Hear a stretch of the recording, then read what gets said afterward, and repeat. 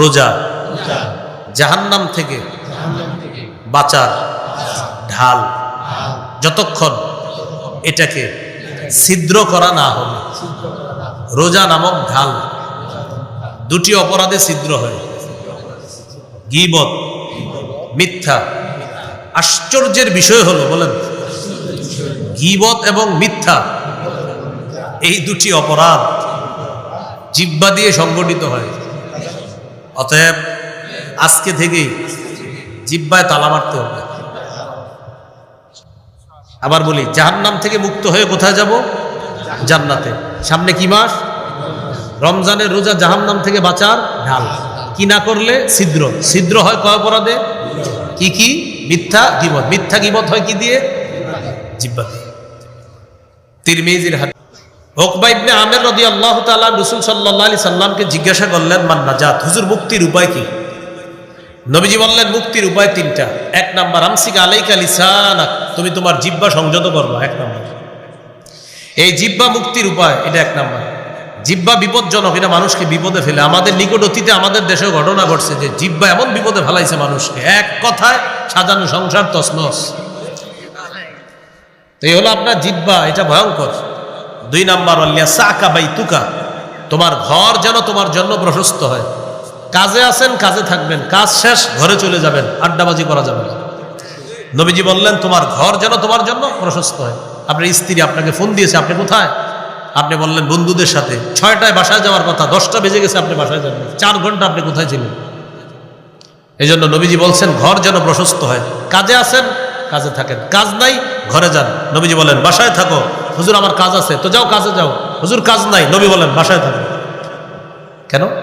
স্ত্রীর সামনে, সন্তানের সামনে, মা বাবার সামনে যে অপরাধ আপনি করতে পারবেন না, এটা বাহিরে করতে পারবেন, তাদের সামনে পারবেন না। তাই নবী বললেন মুক্তির দ্বিতীয় উপায় বাসায় থাকো, কারণ বাসায় থাকলে হাজারো অপরাধ থেকে বাঁচবা।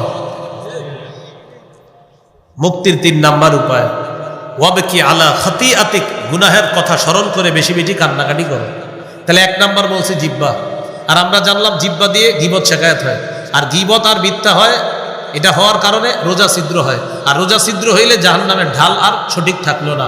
জাহান্নাম থেকে বাঁচার জন্য ঢাল হলো রোজা। এই রোজা ছিদ্র হয় দুটি অপরাধে, মিথ্যা, গীবত। মিথ্যা গীবত হয় জিহ্বার মাধ্যমে।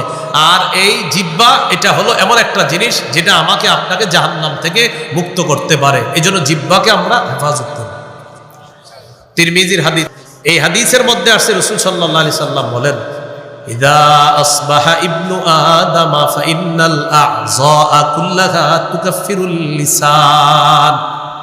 আদম সন্তান যখন সকালবেলা ঘুম থেকে ওঠে, আদম সন্তানের সমস্ত অঙ্গ প্রত্যঙ্গগুলো জিহ্বাকে ডাক দিয়ে বলে, ও জিহ্বা। পা জিহ্বাকে ডাক দেয়, হাত জিহ্বাকে ডাক দেয়, কান, চোখ, নাক যা আছে সব জিহ্বাকে ডাক দিয়ে বলে, ও জিহ্বা, ইত্তাকিল্লাহা ফীনা, জিহ্বা তুমি আমাদের ব্যাপারে আল্লাহকে ভয় করো। পা বলে জিহ্বা আমাদের ব্যাপারে তুমি আল্লাহকে ভয় করো। হাত, চোখ, নাক, কান ইত্যাদি এগুলো বলে জিহ্বা আমাদের ব্যাপারে তুমি আল্লাহকে ভয় করো। কেন?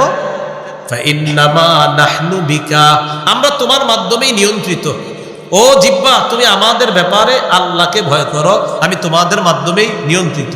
এবার দেখেন কি বলে, ফাইন ইস্তাকামতা ইস্তাকামনা, জিহ্বা তুমি যদি সোজা থাকো আমরা সবাই সোজা।